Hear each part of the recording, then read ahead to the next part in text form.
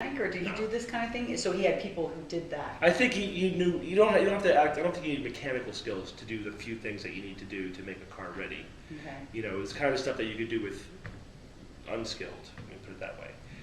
Was he more of a hands-on? Because the impression I got from listening to the SGU is that he was more of a thinker, an idea man, and he would come up with ideas and hand it off to somebody else to come up with and say, "You execute it. I think it's a great idea. Here's how we're going to do it." He certainly would do that a lot. You know, Perry, and I think that's part of our relationship, was Perry would like to come up with lots of ideas and then would ask me if I wanted to help him, you know, execute it.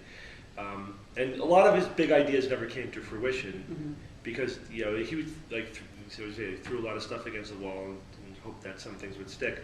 I remember one idea that he had is he wanted to make a painting by suspending the canvas like over Fifth Avenue in New York and having cars drive underneath it and like with I think I remember brushes. Or, yeah, that's what was like. He's only going. This is the biggest, most ridiculous art project I could think of. And of course, it was never executed, but those are the kind of ideas that he had. And of course, you know, starting a skeptical organization was his idea. You know, it started out as the Connecticut Skeptical Society, and I remember the day that happened. He was, you know, visiting my house, and you know, I had a subscription to the Skeptical Inquirer. In the back of that magazine, there's a list of all the local skeptical organizations, and he said, "Steve, take a look at this list. What do you notice? There's nothing in Connecticut. That should be us. We should start the Connecticut Skeptical Society." So it was his idea. So we did. Did you look at him at first like, that's nuts? I mean, no. I think my response was, that's a great idea. We should absolutely do that. I don't know why I didn't think of it myself. So yeah, no, it was instantly a great idea. So we did it, and you know, obviously I did a lot of the heavy lifting, but Perry was right there. He worked on the organization. He did a lot of work. You know, he was, and then of course once this was in like 1996. Internet hadn't hit its stride yet by that time, but Perry was an early, you know, user. He was the kind of person that he was on Usenet, you know, before like there was the web. You know, that he was definitely internet savvy in the early days. But so he would be great for, you know, doing internet research and, you know, adding that component to things, even in the early days.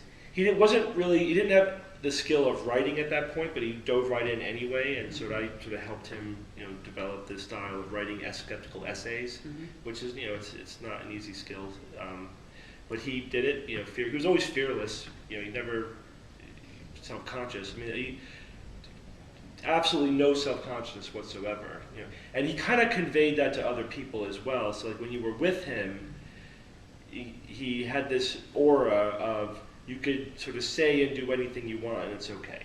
So he could get away with insulting you directly because he would say it as if it's just a matter of fact. And like he just had this way of deflecting like things that he took all the emotional response out of it. You know what I mean? So he would say things like, you know, like make a joke out of it. It's like, yeah, that's because, you know, you're a filthy Democrat. That's why that is, you know.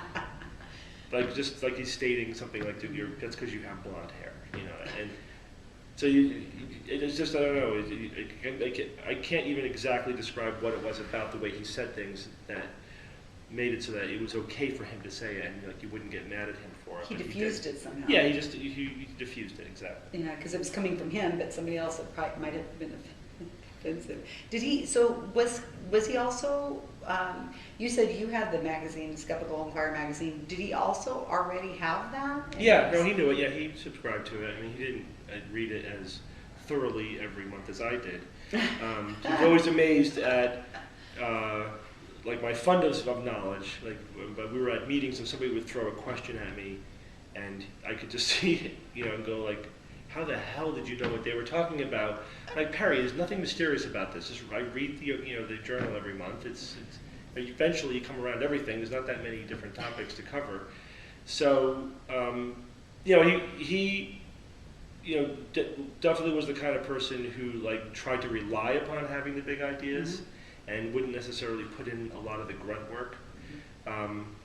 Which I think we complemented each other well, because like he would push me sort of out of my comfort zone, and then if I thought something was a good idea, I am the kind of person who will knuckle down and do a lot of work. A lot of busy yeah, work. I think that's kind of your one of your So, but it was good. special powers. It was Perry was good for me too because like again he was his idea to start the organization. I don't know that I would have thought that we could do that, but to him, he got fearlessly said we could do that. We should do it. You know, so we were a good team, I think, in that way. Did he have any early influences that you know of that maybe in the skeptical world? I mean, I know he was a Civil War history buff and World War II, and he was very interested in Yankees and that kind of thing. But did he have in the skeptical world? Was there people? Let me ask you small questions instead of this big giant broad question. Were there people that he? What was his favorite probably guest or most excited about? I mean, he loved Christopher Hitchens, and as you might imagine, you know, because you know Christopher Hitchens also had that way of just totally cutting to the chase, you know, cutting down to the nub of something, but doing it so eloquently that it kind of diffuses the situation. So Perry really admired that, and he really liked that. Perry loved James Randi. I mean, Perry really, the couple of times, especially early on in our career when we were nobodies, you know, and Randy was a massive celebrity in our movement. But we were at some events with him where we got the opportunity to hang around with James Randi, and Perry loved that. He was very impressed with him.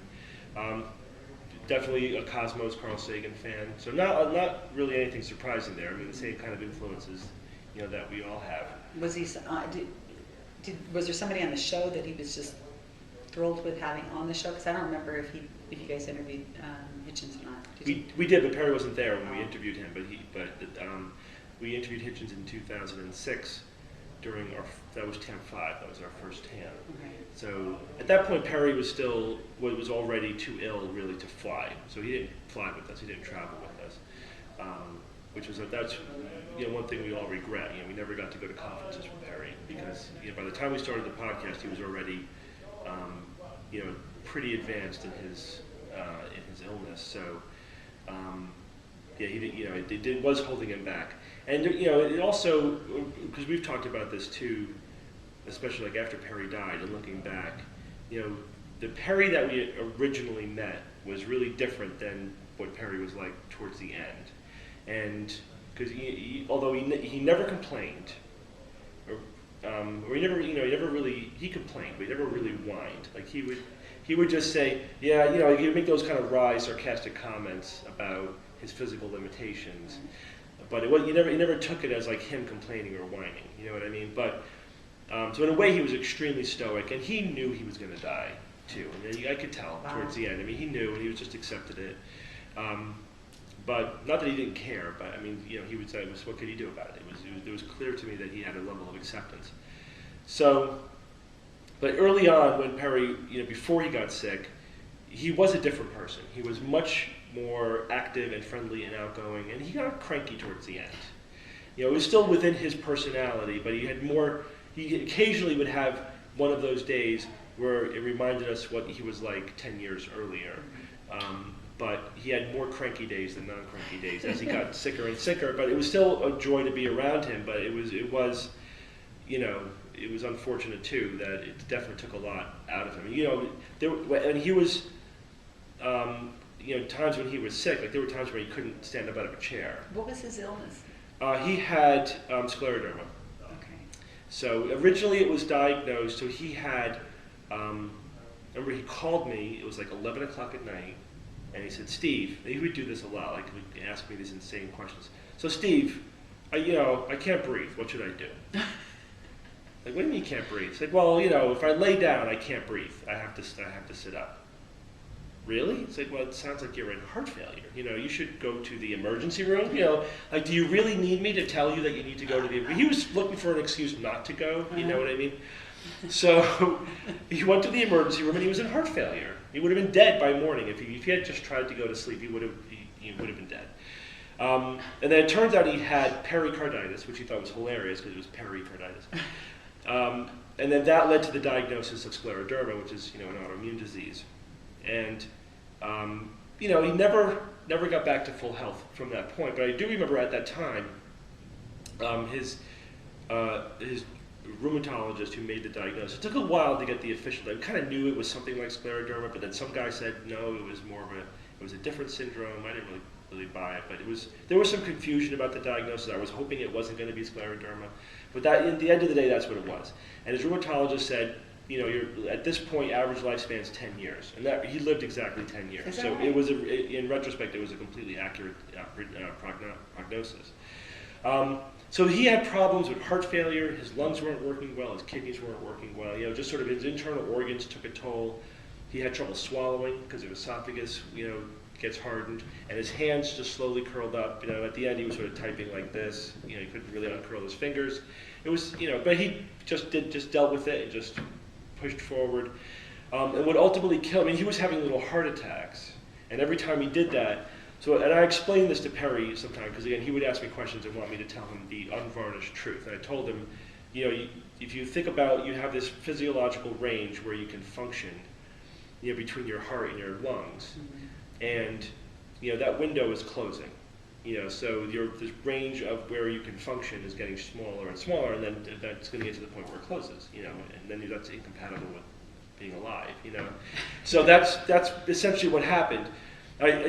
And I remember, like, about 2 or 3 months before he died, he spent some time in the hospital. They took off like 40 pounds of extra fluid because he was just retaining fluid. He was a big guy. He was a big, tall, obese guy, and he was like 30, 40 pounds of edema, just retaining fluid because his heart wasn't perfusing his kidneys. He wasn't getting rid of it. And over the course of a week, he lost 40 pounds of fluid. And he was functioning much better. I mean, he was able to walk around and breathe, and was able to function. We had like this window of about a month to 6 weeks where he was pretty functional. And then he just went downhill again. And now in retrospect, I know it's because every time he went downhill, he was having another heart attack. He lost another little bit of cardiac function. The window closed a little bit further, and his best baseline got worse. And then it just sort of accelerated towards the end, and eventually, like in August of that year, he went to the hospital and just never came out. He had his final heart attack where he just was not. They weren't able to get he actually had a cardiac arrest, where his heart stopped. I was actually with him at that moment. I'd spent the day with my family at the Beardsley Zoo, and we drove to the hospital to visit with Perry. And I went into his room just to see if he was like okay to receive visitors. So my wife and my 2 kids were outside in the hall. I went in, Perry's mother was there. Perry had just like eaten his dinner, and he was short of breath. I was like, Perry, how come you're short of breath? And as his mother was telling me, his wife had just left the hospital. His mother was telling me, he's been short of breath like this, for the last 15 or 20 minutes. I'm like, is somebody coming? It's like, yeah, they're coming to evaluate him. And then Perry, like, his eyes looked up to the left, which I recognized, as a neurological sign. And then, the heart monitor went flat, and then the team, converged. And I was, obviously his mother and I were pushed to the side, and he was resuscitated for about 45 minutes, but I knew, 10 minutes in, if they didn't get him back within 5-10 minutes, I knew it was over. So at some point I told his mother, if you want to wait outside, I'll stay here, and, you don't need to stand here. And then the physician who was in charge of the code came to me like around 40 minutes and said, we're not getting it back. It's been more than 25 minutes. Even if we did get him back at this point, his brain is gone. So he was asking for my permission to stop. I said, yeah, of course. I mean, at this point, So of course that was a devastating, very sad day. We all knew it was coming, but it's still different when it happens. Like the finality of it happening is always devastating, even no matter how much it's coming. Now we're always hoping maybe we can get another year out of him if we do this or that, But it is frustrating to stand by and just see that you can see the window of viability closing and just and feel helpless because it's really short of like a heart-lung transplant or something dramatic like that. There was just nothing. We were just sort of managing this progressive syndrome that was incurable, and there really wasn't much else we could do about it.